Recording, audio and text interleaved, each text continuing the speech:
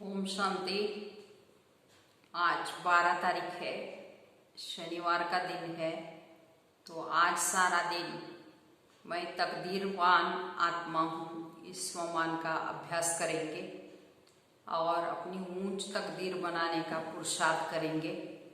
बाबा कहते हैं ऊंच तकदीर बनानी है तो बुद्धि का योग एक बाप से लगाएंगे, अपनी लाइन बाप से क्लियर रखेंगे तो हमारी ऊंच तकदीर बनती जाएगी। तो आज का प्यारे बाबा का महावाक्य है। बाबा कहते मीठे बच्चे अपनी तकदीर ऊंच बनानी है तो कोई से भी बात करते देखते बुद्धि का योग एक बाप से लगाओ। प्रश्न है, नई दुनिया की स्थापना के निमित्त बनने वाले बच्चों को बाप का कौन सा डायरेक्शन मिला हुआ है? उत्तर, बच्चे तुम्हारा इस पुरानी दुनिया से कोई भी कनेक्शन नहीं। अपनी दिल इस पुरानी दुनिया से मत लगाओ। जांच करो कि हम श्रीमत के बरखिलाफ कर्म तो नहीं करते, रूहानी सर्विस के निमित्त बनते हैं, ये चेक करना है। और बाप का डायरेक्शन है कि इस पुरानी दुनिया से अपनी दिल नहीं लगानी है। अभी हमको नई दुनिया या बाबा कहते हैं स्वर्ग की तरफ अपनी दिल लगानी है। गीत है, भोलेनाथ से निराला और कोई नहीं। ओम शांति। अब गीत सुनने की कोई जरूरत नहीं रहती। गीत अक्सर करके भक्ति में ही गाते हैं और सुनते हैं। तो तुम तो पढ़ाई पढ़ते हो, तो ये गीत भी बच्चों के लिए ही खास निकले हुए हैं। तो बच्चे जानते हैं बाबा हमारी तकदीर ऊंच बना रहे हैं। अब हमको बाप को ही याद करना है और दैवी गुण भी धारण करने हैं और अपना पोतामेल देखना है, जमा होता है या घाटा होता रहता है। हमारे में कोई खामी तो नहीं है। अगर खामी है जिससे हमारी तकदीर में घाटा पड़ जाएगा तो उसको निकाल देना चाहिए। इस समय हर एक को अपनी तकदीर ऊंच बनानी है। तो तुम समझते हो हम लक्ष्मी नारायण बन सकते हैं अगर सिवाय एक बाप के और कोई को याद नहीं करेंगे तो कोई से बात करते देखते हुए बुद्धि का योग एक बाप से लगा रहे। हम आत्माओं को अभी बाप को ही याद करना है। बाप का फरमान हमको मिला हुआ है, सिवाय मेरे और कोई से दिल नहीं लगाओ और दैवी गुण भी धारण करो। तो बाबा समझाते हैं कि तुम्हारे अभी 84 जन्म पूरे हुए, अब फिर तुम जाकर पहला नंबर लो राजाई। ऐसा न हो राजाई से गिरकर प्रजा में चले जाओ, प्रजा में भी नीचे चले जाओ नहीं। अपनी जांच करते रहो।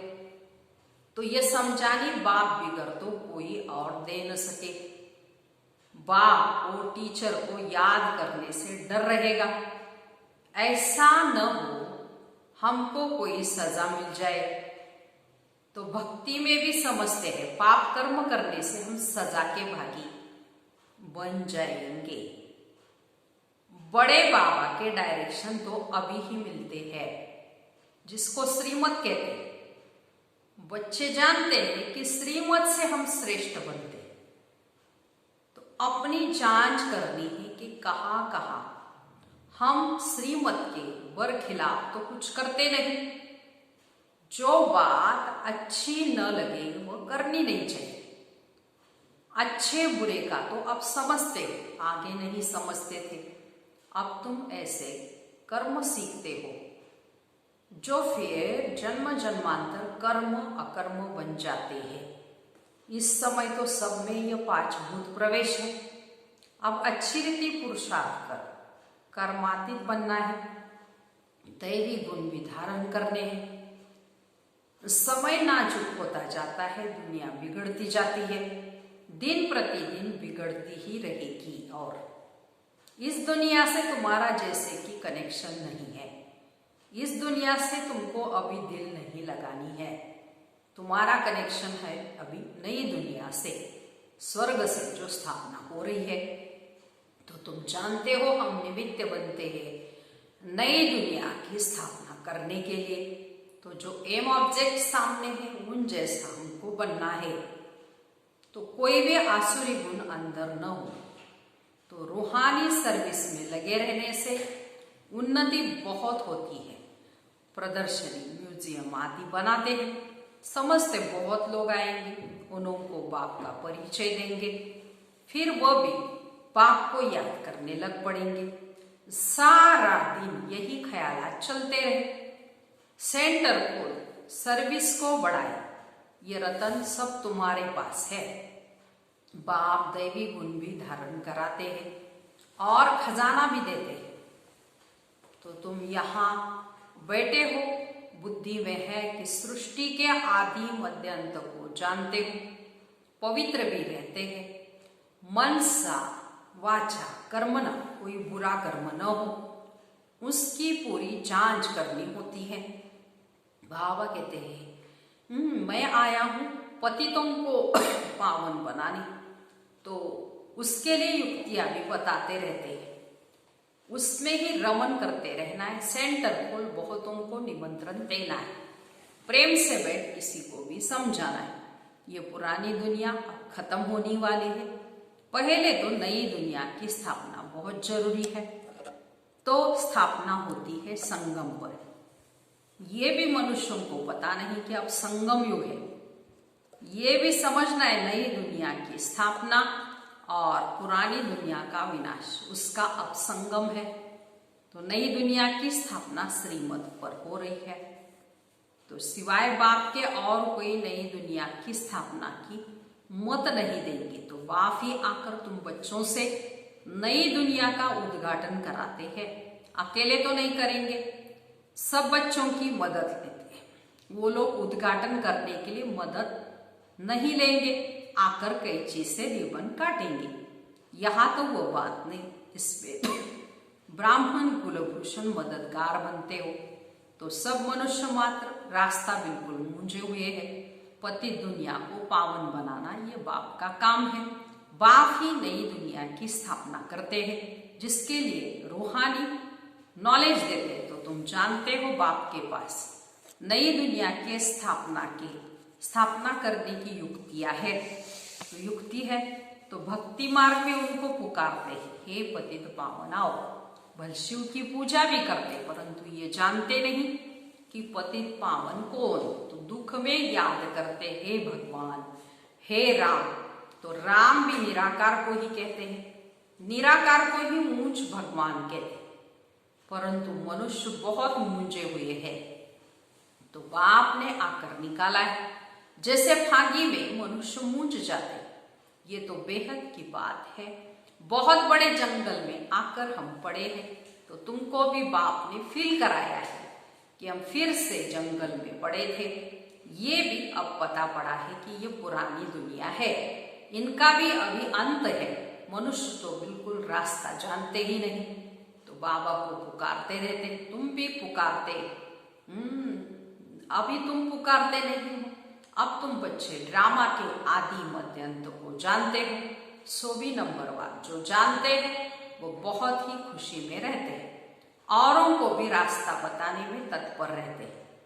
बाबा तो कहते रहते बड़े बड़े सेंटर खोलो। तो चित्र बड़े बड़े होंगे तो मनुष्य है समझ सकेंगे। बच्चों के लिए मैप्स चित्र जरूर चाहिए। बाबा कहते बताना चाहिए, ये भी स्कूल है, यहाँ के ये वंडरफुल मैप्स है। तो उन स्कूलों के नक्शे में होता है हद की बातें और यहाँ है बेहद की बातें। तो ये भी पाठशाला है जिसमें बाप सृष्टि के आदि मध्य अंत का राज बताते हैं और लायक बनाते हैं मनुष्य से देवता बनने की। ये ईश्वरीय पाठशाला है, लिखा हुआ भी है ईश्वरीय विश्वविद्यालय। ये रूहानी पाठशाला है।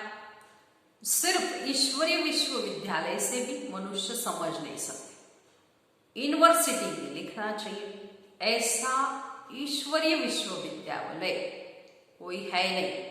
बाबा ने कार्ड्स देखे थे, कुछ अक्षर भूले हुए थे, यूनिवर्सिटी भी लिखना चाहिए बाबा कहते थे।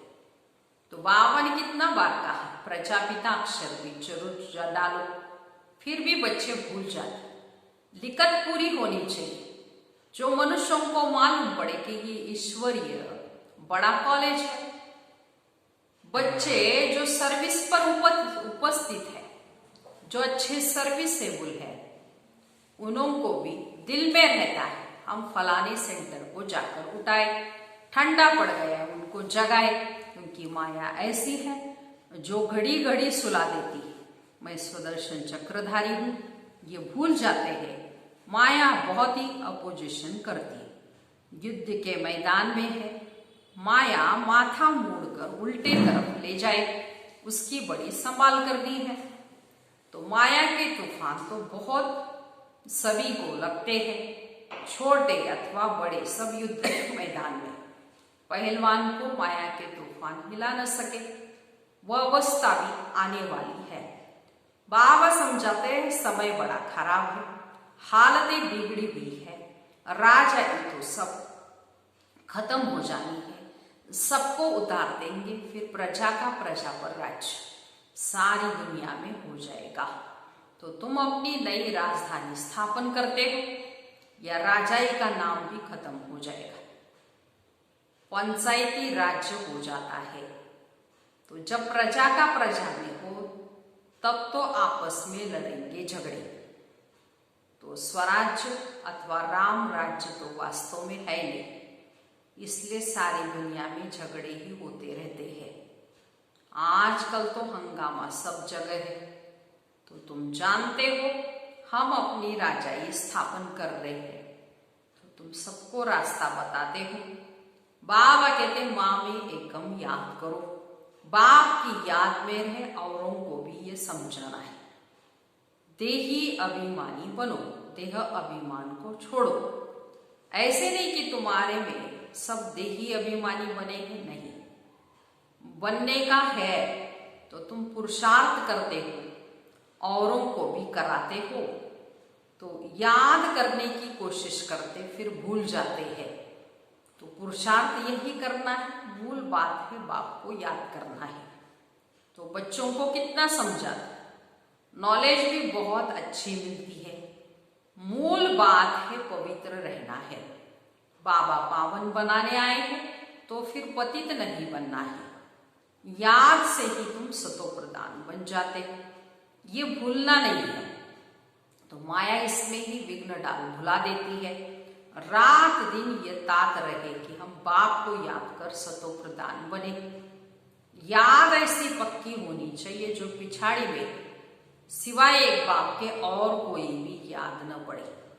प्रदर्शनी में भी पहले पहले ये समझाना चाहिए, ये सबका बाप ऊंचते ऊंच भगवान है, सबका बाप पतित पावन सदगति दाता ये है, यही स्वर्ग का रचयिता है। तो अब तुम बच्चे जानते हो बाप आते हैं संगम युग पर, बाप ही राजयोग सिखाते, पतित पावन एक के सिवाय दूसरा कोई हो नहीं सकता। तो पहले पहले तो किसी को भी बाप का परिचय देना पड़ा। अब एक एक को ऐसे एक चित्र पर बैठ समझाओ तो इतनी भीड़ को कैसे, बाबा कहते भीड़ को कैसे समझा सकेंगे। परंतु पहले पहले बाप के चित्र पर समझाना मुख्य है, समझाना पड़ता है। भक्ति अतः है, ज्ञान तो एक है। तो बाबा कितनी युक्तियां बच्चों को बताते रहते हैं। पतित पावन एक बाप है, रास्ता भी बताते हैं। गीता कब सुनाई ये भी किसको पता नहीं। और द्वापर युग को कोई संगम नहीं कहा जाता, और बाबा युगे युगे तो नहीं आते। मनुष्य तो बिल्कुल मूंझ पड़े हैं, सारा दिन यही ख्यालात चलते कैसे कैसे समझाया जाए। तो बाप को डायरेक्शन देने पड़ते हैं, तो उन डायरेक्शन पर चलना पड़ता है। बाबा कहते हैं श्रीमत पर चल, अपना श्रेष्ठ भाग्य बनाओ और चेक करो सारा दिन हम श्रीमत पर चलते हैं क्या और रूहानी सर्विस करते हैं क्या। तो बाबा कहते हैं रूहानी सर्विस में बच्चों को बिजी रहना है सारा दिन। तो जो बच्चे सर्विस पर उपस्थित है, बाबा कहते हैं जो अच्छे सर्विसेबल है, तो उनको लगता है सारा दिन हम ऐसे ख्याल करें। तो सर्विस के लिए बच्चों के ऐसे ख्याल चलने चाहिए। बाबा कहते हैं जो श्रीमत पर चलना है, तो टेप पर भी मुरली सुन सकते। कोई कहते टेप द्वारा हम सुन रहे, क्यों न डायरेक्शन जाकर सुने, इसलिए सन्मुख आते। तो बच्चों को बहुत सर्विस करनी है, रास्ता बताना है। प्रदर्शनी में आते अच्छा भी कहते, फिर बाहर जाने से माया के वायुमंडल में सब उठ जाता है, सिमरन नहीं करते। उनकी फिर पीठ करनी चाहिए। बाहर जाने से माया खींच लेती है, गोरख धंधे में लग जाते हैं, इसलिए मधुबन का गायन है।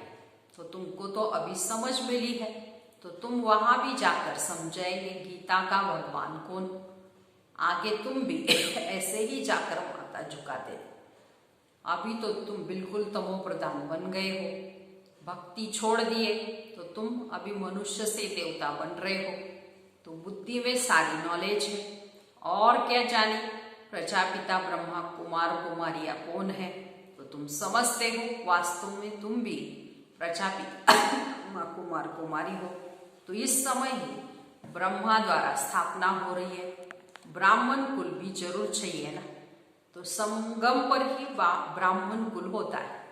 आगे ब्राह्मणों की चोटी मशहूर थी, तो चोटी से या जैनियों से पहचानते थे ये हिंदू है। अब तो निशानियां भी चली गई, तो अब तुम जानते हो हम ब्राह्मण हैं। ब्राह्मण बनने के बाद ही फिर देवता बन सकेंगे। ब्राह्मणों ने ही नई दुनिया की स्थापना की, तो योग बल से सतो प्रधान बन रहे हैं। तो अपनी जांच करनी है, कोई भी आसुरी गुण न हो, लून पानी भी नहीं बनना है। ये तो यज्ञ है ना, तो यज्ञ से सबकी संभाल होती रहती है।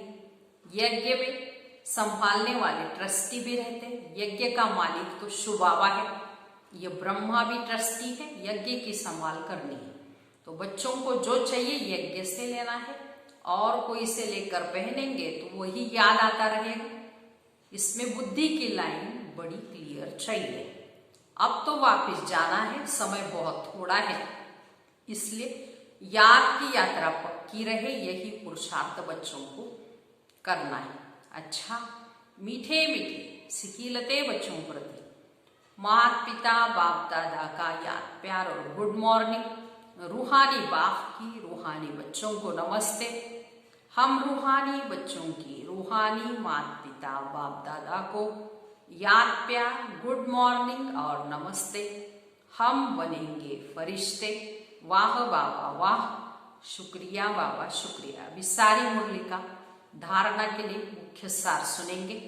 पहली पॉइंट है अपनी उन्नति के लिए रूहानी सर्विस में तत्पर रहना है।